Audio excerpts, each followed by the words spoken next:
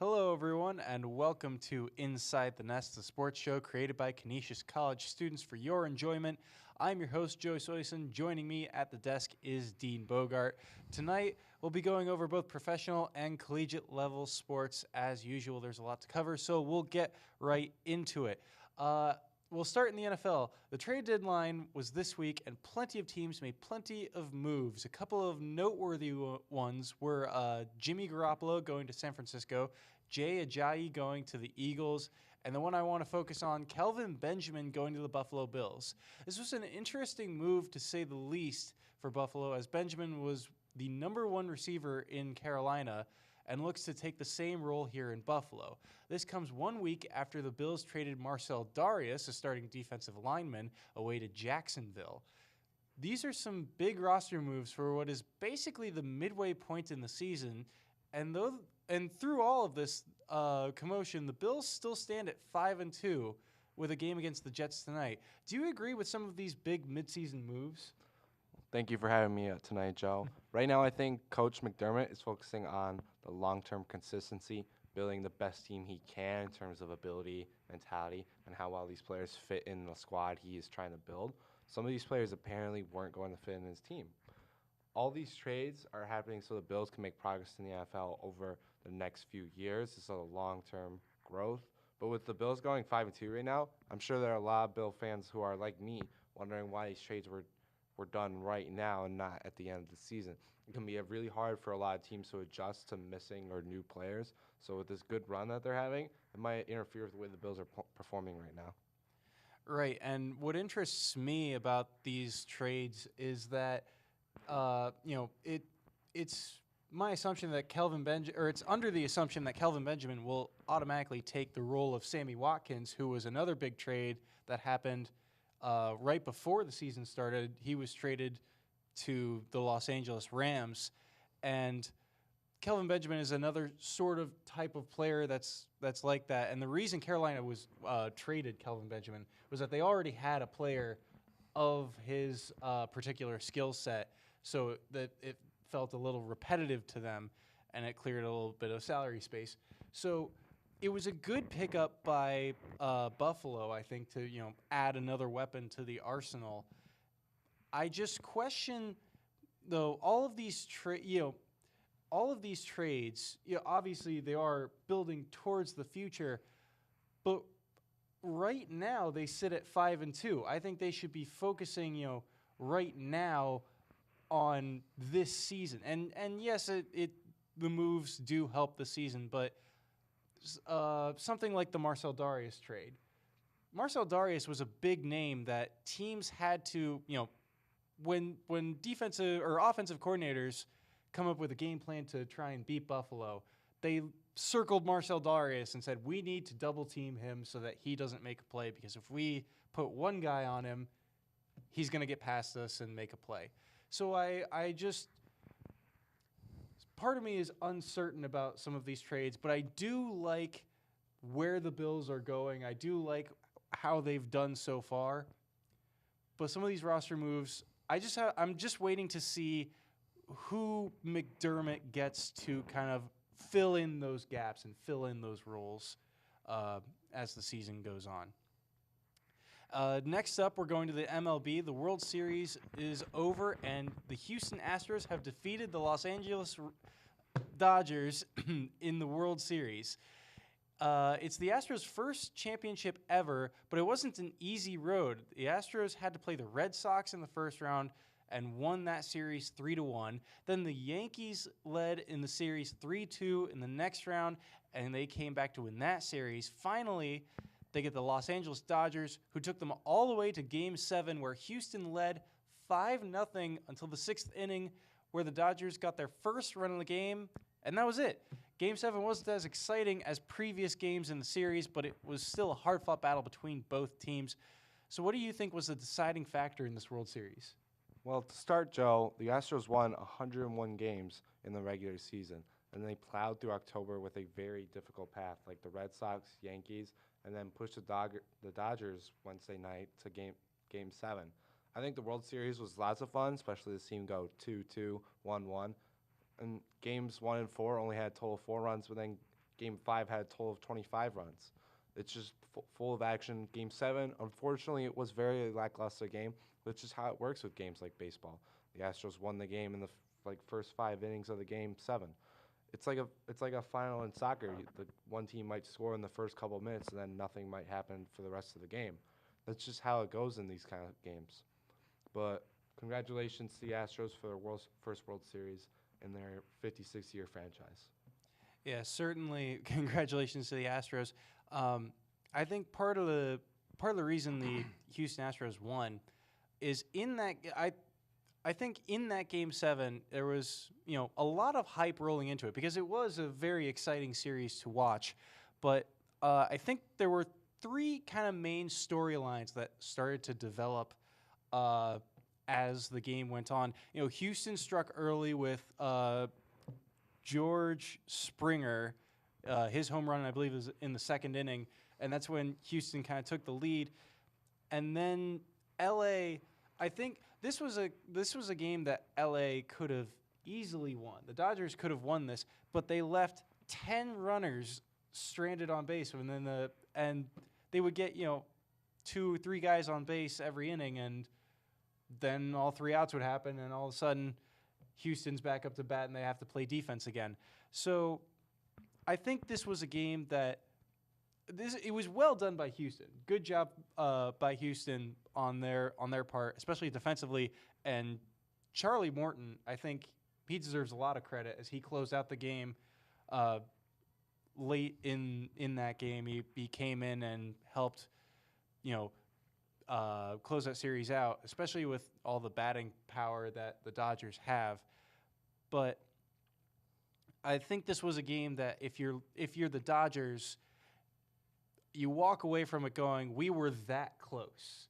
We were just one swing away. And I remember watching that game and all the broken bats. I was thinking, if those bats didn't break, maybe that ball goes out of the park even. So I think that congrats to Houston on their great effort and winning the series. But if you're the Dodgers, you got to think for next year, you were that close, and you can be that close again, and maybe a little bit closer, and win it next year. Moving on, the MLS is next up on our list, and it's playoff time in the MLS. The knockout round is already over. In the West, the Vancouver Whitecaps knocked out the San Jose Earthquake and advanced to play the Seattle Sounders. And the Houston Dynamo advanced to play the Portland Timbers. Meanwhile, in the East, the New York Red Bulls advanced to play Toronto FC, and Columbus Crew plays New York City in the semifinals. So of the remaining teams, who do you have as the team to watch out for in the playoffs right now? Toronto FC. The 2 other big teams in the East, Atlanta and Chicago, were taken out so quickly. Toronto, like last season, are going to tear their way through to the final. They're out to claim what's theirs, Joe. And after last year's loss in the final, they want it even more than any other team. I would love to see Columbus make it, especially since this is possibly their last season in Columbus. The Whitecaps, though, have really turned things up in the last quarter of the season. We could very possibly have an all-Canadian MLS final. Yeah, I was gonna say, I wanted to pick my homeboys, the Portland Timbers, but. And I'm not counting them out yet because this is sports. It's not over till it's over. But they have plenty of injuries to some key players, like Chara. Diego Chara is out, and I'm not saying they can't, but they struggled against Houston in Game 1, and they're gonna have to find some resiliency in Game 2. And you mentioned the Crew.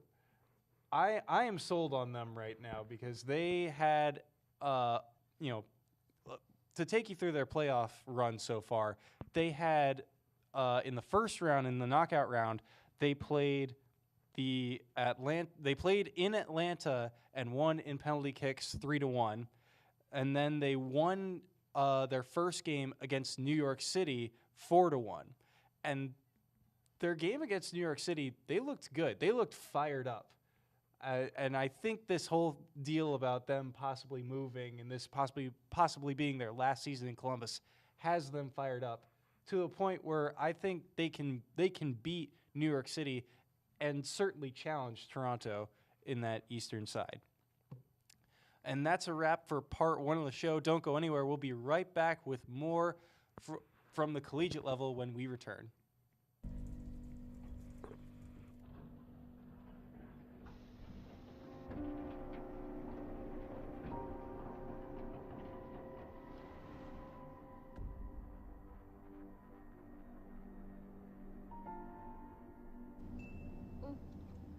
Everyone loves the picture I posted of you.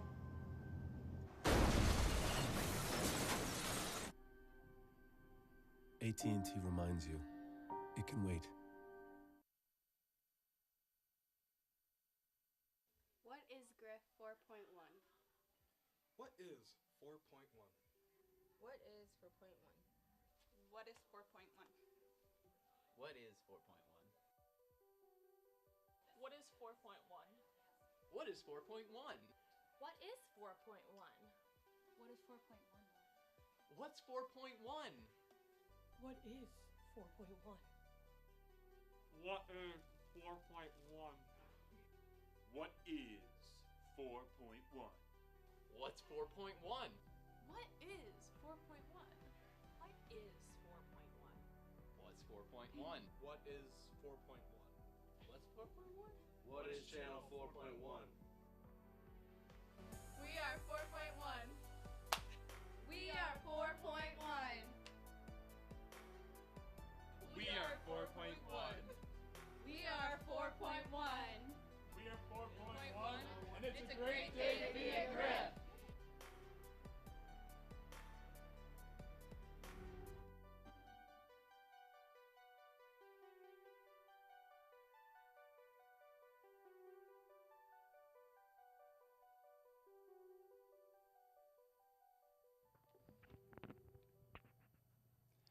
Welcome back to Inside the Nest. For this segment, we'll be going over Canisius sports.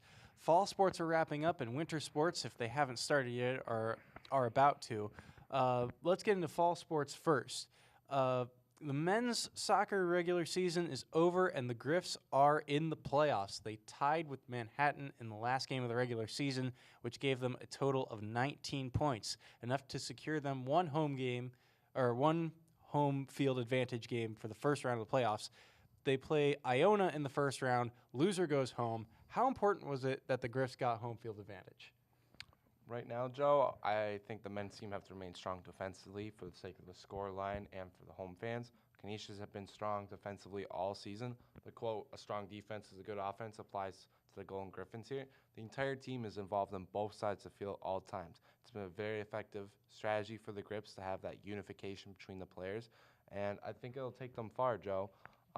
Like you said, home field advantage.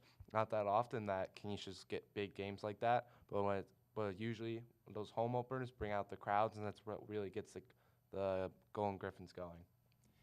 Yeah, and I bring up the home field advantage because this is a MAC conference where all of the teams that have made the playoffs, especially from the Griffs up, they've all done very well at home. The Griffs are 5-1-3 at home, so this is a team that really thrives on their home turf, and and they've done well on the road as well, with a record of 6-2-1. But obviously more losses on the road. That's why I point out the home field advantage. But I also agree with you on the point that we talked about it last time we were here. This defense has got to remain strong, and if they do, it will lead to offensive chances. So, and Iona is a team that they've got some offensive players that can really be a threat, but Canisius is built defensively where they can take away some of those threats. So I completely agree with you that this defense will be the storyline for the Griffs heading into the playoffs. All right, so next on the docket is hockey. The hockey season is well underway for the Griffs.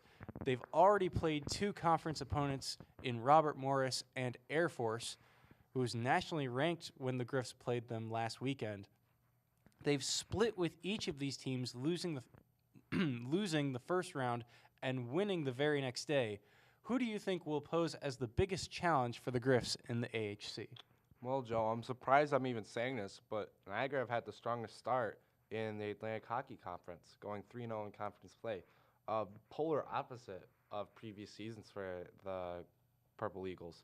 Canisius Hockey have dominated the rivalry between Niagara, but I don't think it would be too bad to see a battle of the bridge this year instead of Canisius just dominating Niagara. So I'm going to keep my eyes on Niagara and see if they can keep this good start up and, start turning their program around. Yeah, certainly. I remember last year Niagara was in the playoffs, and they actually eliminated RIT in the first round. It surprised everyone. Niagara's record, I believe they only had 3 wins on the regular season, so RIT was expected to just sweep the Purple Eagles, and out of nowhere, Niagara was on to the next round playing Canisius. Canisius won those games and got themselves into the Final Four, where they lost to Albert Morris, but they were certainly, threats in this conference. My team to look out for is RIT. They're currently 2-0 this year in MAC conference play, but this is a team that is angry with last year's results, and they show it on the ice, and they are determined. They've got plenty of skaters that were underclassmen coming up to upperclassmen, so they've got players who have been on the team for a while, which builds up chemistry, and it certainly shows on the ice. They'll definitely be a threat. Canisius played them close the last couple times they've met in the regular season, but Canisius got the better of them last season, and it will be certainly interesting when they come to visit at the Harbor Center. I'm looking forward to it. All right, and then next up is Canisius basketball season is starting up with the women's game on November 10th and the men's game the day after that. Both teams have plenty of returning stars and a few incoming freshmen who will have to help fill the shoes of the seniors that just left. Just to point out a few stars on the women's team, you have Half Dannerdaughter in her senior season, along with Abby Schwenk and Celia Surrett, and Henriksdottir in her junior year. Then on the men's side, we have Jermaine Crumpton and Selvadin Planicic in their senior years, along with Malik Johnson and Isaiah Reese also returning to the starting lineup in their sophomore years. Who do you think has a better shot at winning the MAC between the men's and women's teams, Dean? In my opinion, I believe the men's team are in a better position this season to reach the max. Right now, Terry Zay and his women's team have a lot of building to do before he can get back to his glory days of winning the max. With their performances from last season, it's going to take a lot more than a few incoming freshmen to turn things around. I think it's going to take this season and maybe a few more to get that team back on track. Coach Witherspoon may have lost some really important seniors last year, but I think his team is full of experience, especially Crumpton and Johnson. All these players that were key factors into the lineup last year are really going to make a huge impact. Now they still have another year to add to their play this year. Yeah, and I agree with you on that one, especially since you saw last year. What stuck out to me from the men's team was Iona won the MAC last year in men's basketball. And when they came to play Canisius, Canisius won that game by pulling some of their starters and playing guys who normally didn't get much playing time. And this is a team that obviously the seniors are now gone, but a lot of players on that men's team have been in the program for at least a year now. There's plenty of sophomores on that team, and I named off a few. And there's others that I didn't mention who are on the bench who got plenty of time last year. These are some experienced guys who are going to show more of a role as the year goes on, and you're certainly going to see that in their play. This is a team that I think can beat Iona again and can take on, at least challenge anyone else in the MAC for that MAC title. So we'll take another quick break from the nest. When we come back, we'll give you our final outs. So back in a few.